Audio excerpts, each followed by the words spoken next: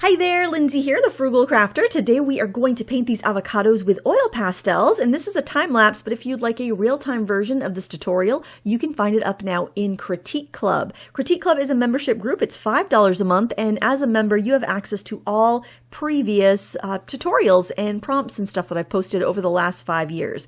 I'm also running a special on the 2023 Critique Club archive if you'd like to partake of that for 50% off, and I have a 50% off sale on the bundle of the first 5 years of Critique Club if you'd like to get those tutorials but you don't wish to be a subscriber. I totally get that. So that's why I give those to you in however you want to digest them. And if you're just here for the time lapse, well, enjoy it for free here on YouTube. I'm starting off by sketching with a light blue color pencil, and I think this is the Brut Funer Macaron pencil. You could use any brand, honestly. I like to use a wax-based pencil just because it shows up better on dark surfaces. Now the paper I'm using, or the surface rather, is actually a scrap of matte board, and I have primed it with Liquitex clear gesso. And I've tried other brands, but I have to say Liquitex is the only one that has that pumice grit to it. And it comes in different sizes. It's much more affordable on Blick Art Materials than Amazon, but you can usually find it pretty much anywhere.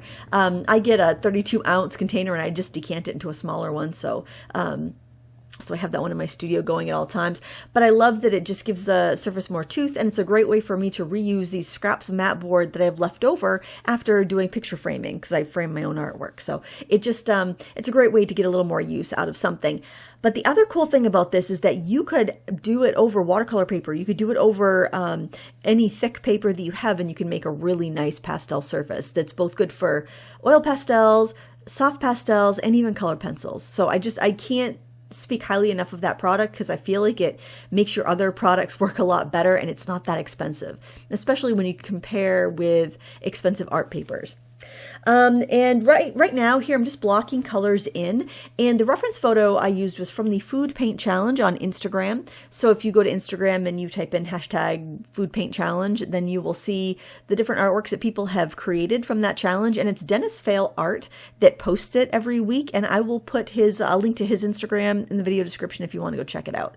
And I find it really fun. I find it fun to do these challenges, and yeah, it's I don't know. I think the fact that other people are doing it too makes it kind of exciting, and it kind of like gives you that community aspect. Like, remember when we'd all wait to watch some TV show every week? Like for me, it was a TV show Lost, and then like the next day you could talk to all your friends about it, right?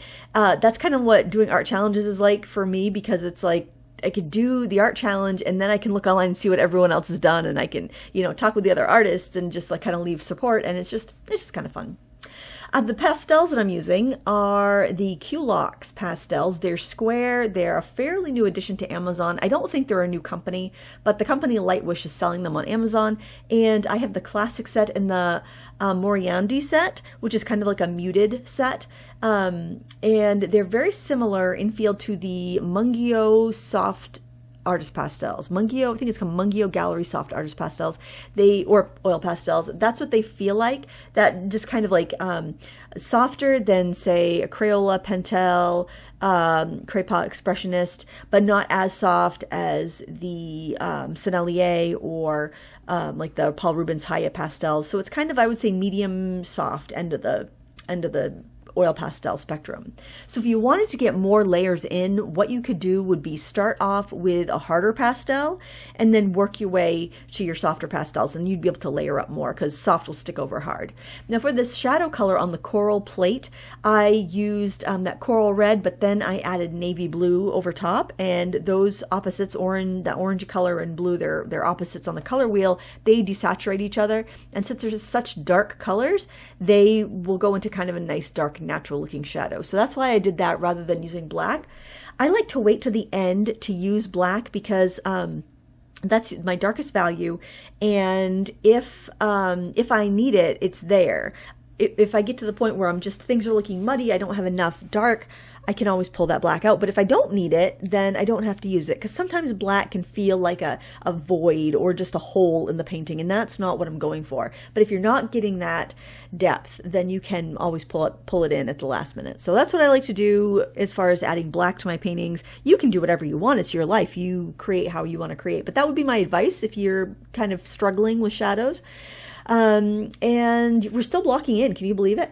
So this painting took me an hour and 21 minutes. So not that long of a painting, honestly, for this size. I don't think it took that long. And honestly, maybe not even quite that long because some of that was me spraying it with fixative. I did use the Sennelier d'Argenty, I think that's how you say it, fixative for oil pastels. And while I liked it quite a bit, I feel like I'm using it up really fast. So I don't know if it's really going to be the best option just because of how expensive it is and how much you have to use. But I'm gonna play with that more. I'm gonna see how many paintings I can varnish with that or fix with that before it runs out. I'll probably do a review of that product when I've finished the can. So that just means I'm gonna have to do more oil pastel painting, and I'm here for it. I had so much fun with this. I really enjoyed these pastels too, and I'll have a review on those coming up in a week or two. I put these pastels right in my general rotation of oil pastels because I'm like, yeah, I want to use these more. They're wonderful. Now, I have to say that if you already have the Mungio soft oil pastels, that these are going to feel very much the same. And I thought these being square was going to be a huge benefit, but because they're so soft, you lose the corners really quick. So you don't really get that ability to lay in the fine line that I thought I would by having a square pastel. If it was a harder pastel, I think that square shape would be extremely valuable. Like if they had a square pastel that was like the hardness of a Crayola or a Pentel, that would be really handy. And maybe Holbein would be the solution for that, because I know Holbein has square oil pastels, and I think they're firmer, but I've never used them. So if you have used the Holbein oil pastels, please let me know how they are. So what I'm doing instead is I'm using my Prismacolor color pencil, and I don't know if it's the wax that they use or the softness of the pencil, because I've used other soft colored pencils in this manner, but for some reason the Prismacolor pencil gives me the best result as far as adding details and edges on my oil pastel paintings. It adds pigment down rather than scraping it away, and it does scrape some up, don't get me wrong, but it's not like other colored pencils I've used that really just kind of scratch the pigment away. I get almost like a sgraffato effect where it just kind of scratches everything off rather than laying it down. So if you're struggling with that, a small pack of Prismacolors, you don't need the set of 150. You could get a set of 36, and that would just give you enough to go in and sharpen up some edges where you need them. And I found that to be very useful. And another thing I found really useful while working with oil pastels is to use some very inexpensive silicone tip tools that you can get on Amazon, and they're sold for nail art. So people that do manicures and stuff use them for, I think, maybe sculpting the gel nails, or I'm not exactly sure what they use them for, but that's what they're sold for. And for $5, you get like a pack of 6 or 8 of these tools, and they're double-ended. And I actually got a pack of them, and I gave half to my daughter, who does a lot of nail art stuff, because they double up. You get like a couple of each of the shapes. So I'm like, well, I don't need all these. But man, they are so handy with this, especially if you kind of get the ick when you blend with your fingers. You can use the silicone tools for that. I like to blend with my fingers because I just like the size of like my fingertips for that. But I also like the smaller details I can get with the silicone tools. Now, if you hate blending with your fingers, you can always wear gloves if you want to, or you can get those little, they sell them at the Dollar Tree. They're like silicone fingertip protectors so I think so you don't burn yourself when you're doing hot glue and things. Those will work really well for that too. I also know Mod Podge makes them, or they used to, because mine are Mod Podge brand, but you can use those for blending with your fingers. They're like finger cots, really. And you can wipe them right off, so you don't even have to throw them away. I know they do make like little disposable finger cots, but I don't know. I prefer to have something that I can just always just wipe off. It's so easy to clean because it's silicone. And that would be my advice if you don't like getting it on your fingers. Because if you have nice fingernails, like you keep them all manicured and everything, the oil pastels get under your fingernails, and it can be kind of hard to wash off. So another tip I have for you, if you use oil pastels, is to keep a little spray bottle on your desk with rubbing alcohol in it, and keep a paper towel handy. And then when you do get the oil pastels on your hands, just spray your hands with the rubbing rubbing alcohol and wipe them with the paper towel. And I do say, or spray the paper towel and then wipe your fingers off. And I recommend using a paper towel rather than a rag because I don't think it's a good idea to wash and dry rags that have oil paint or oil pastel on them, just because in a dryer, I think the heat could spark it, the static could spark it, and I'd rather be safe than sorry.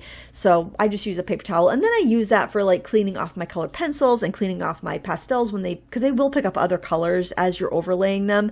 And that way, you know, you just dispose of that one paper towel at the end of your session, and you don't have to worry about sparks in your dryer. So I don't think it's terribly wasteful. If you have a fire pit, like an outdoor fire pit or a campfire or something, you can always save those rags because they'll be great little fire starters when you want to have a campfire this summer. So that's something you can do if you don't want to have like paper towel waste, you don't want to throw it away.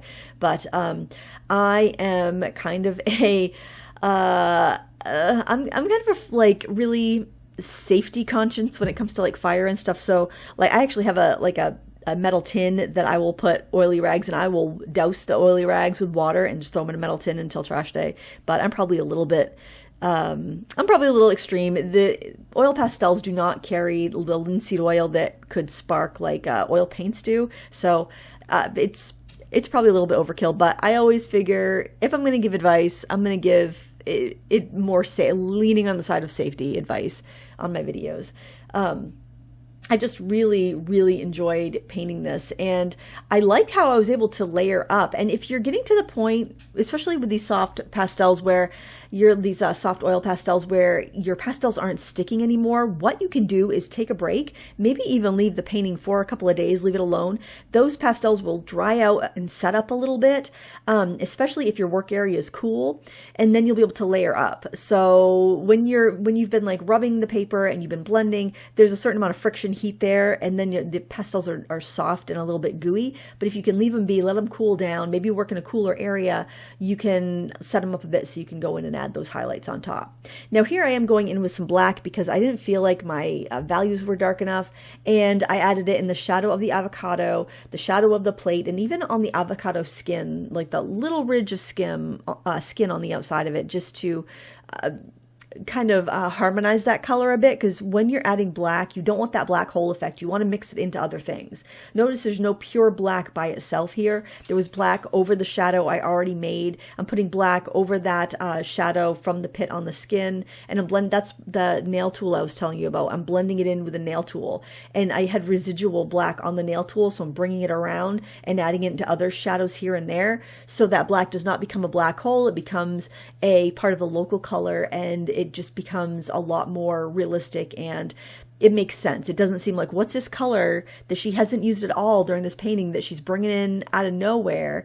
You don't have that effect because we're adding it to enough different places that it kind of jives, and it's kind of like if you shook some spice into a pot of chili, you wouldn't just let that spice sit on the top. You'd stir it in, right? We're gonna do that with our colors. We stir it in, and that makes it kind of harmonize. It brings the flavor to the whole piece, and it gives you that harmony that you want with your artwork. I'm so glad with all the little tips we're putting in here. I think that's going to help you even if you just watch a time lapse and go from there.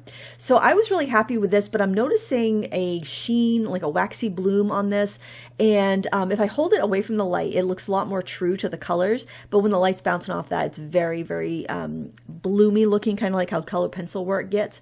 So I decided I was going to give it a good spray of fixative, and what I ended up doing was 3 sprays. And here you can see, through the magic of, YouTube, you can see the sprayed picture. Now, if I rub it with a cloth, it will still pick up some color, but it definitely dried out the pastels and sealed them down quite a bit. I should be able to varnish over this. I haven't done that yet, but as it stands right now, I'd be able to frame it with no problem under glass and a mat, and it would be totally protected. But there you have it. I hope you enjoyed this, and if you'd like to see the real-time tutorial, it's an hour and 20 minutes long, you can find that up now in Critique Club over at lindsayweirich.teachable.com. Thanks for watching. Until next time, happy crafting. Bye!